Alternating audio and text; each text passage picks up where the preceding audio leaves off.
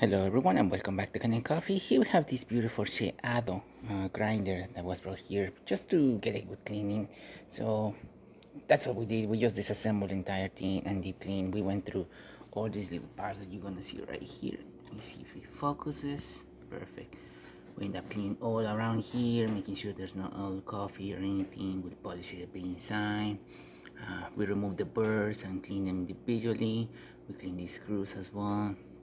We also deep clean the upper part of the burrs, make sure everything is nice and clean, shiny as you can see here, and we put it back together as well, deep clean all the burrs and making sure everything is nice and clean.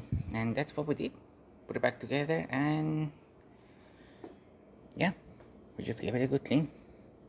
So starting with one shingles shot, we're gonna grind it all. You can see it runs really fast.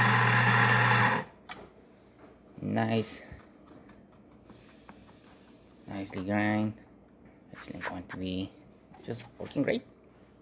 So there you have it, Ceado Grinder, deep clean and ready to grind. So thank you so much for repairing Mechanic Coffee. Please subscribe to our channel for more content every day, and thanks for watching.